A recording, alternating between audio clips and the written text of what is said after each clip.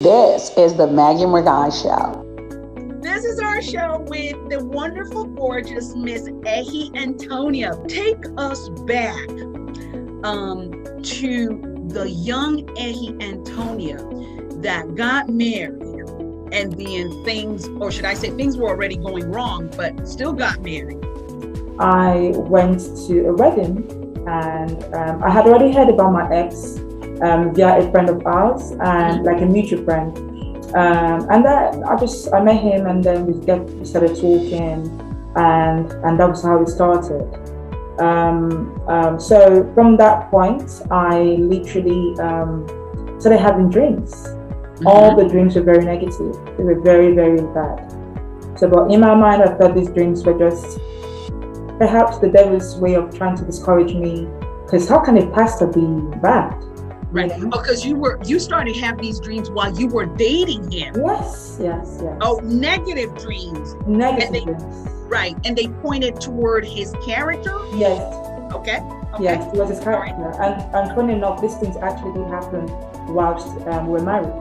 You felt because he had the title pastor, as in a minister of God, you felt like, well, it cannot be that bad. Exactly. You were pregnant. He got you pregnant before he even married you.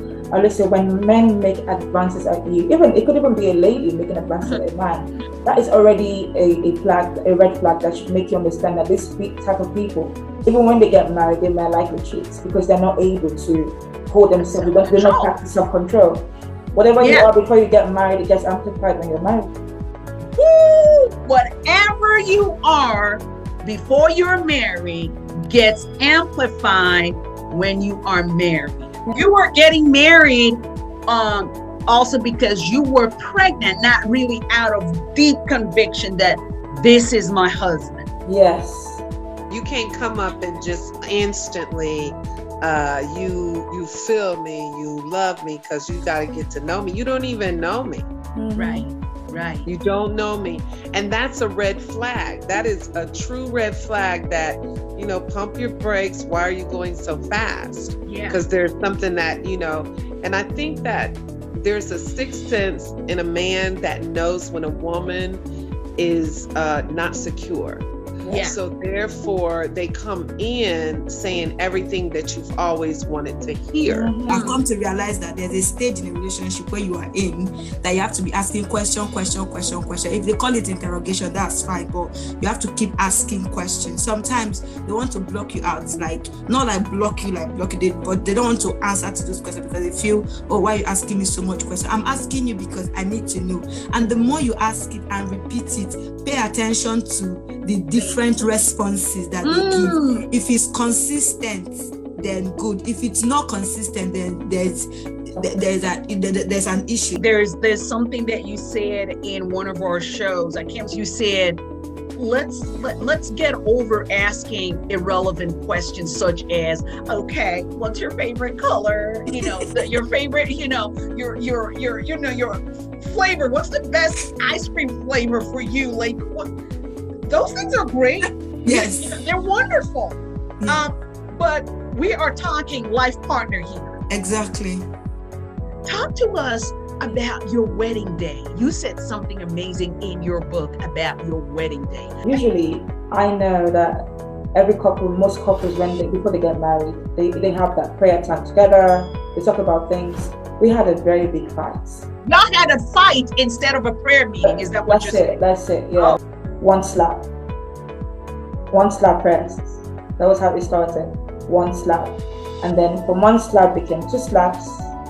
Then it increased, and then it became really bad. It was almost as if the house was demarcated into two. So I had the bedroom, and he was spending most times in the living room.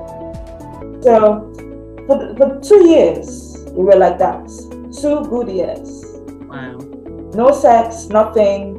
No eating together, not even talking, just like we were like literally strangers in the house. If I went there was this very big, he took this, the sole of his shoe.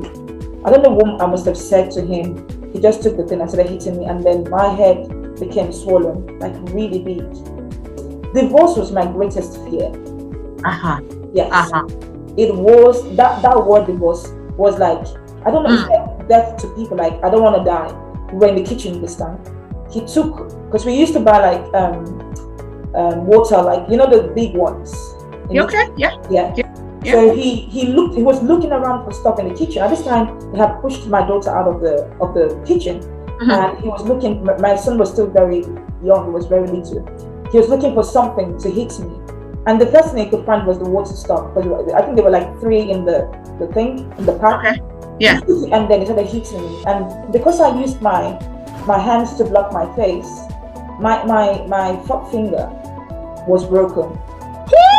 Yeah, I'm sorry. For a whole year, I couldn't feel anything. It was numb. I couldn't feel anything. And like you said, because all he had close to him was that pack of water, and using that, if it was a knife, girl, the same way he's hitting you with that pack of water, he would have been stabbing you. And this is it. We're not here to tell you leave your husband or leave your wife or you know, just take your bags and leave the house. That's not what we're saying. We're saying count the costs.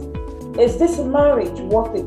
Your life, like what your whole life? Do you want to die and not raise your children? Do you want to, you know, just give up, just end like Osinachi, just her ministry, everything gone? She died with 4 children, I believe, you know. So God will save you too, and when God saves you, He saves everything about you. There is more, you can be happy, and there's, you know, that just live life, please. When God saves you, He saves everything about you. You're going to have to make up your mind if this is how your life is going to be for the rest of your life. And that rest of your life could just be maybe the next 2 days, maybe a year, or maybe tonight, sadly. Because making reference to that Nigerian gospel singer who died, she had gotten so used to the beating that she didn't realize with every beating, it was bringing her closer and closer and closer to her grave, an untimely grave.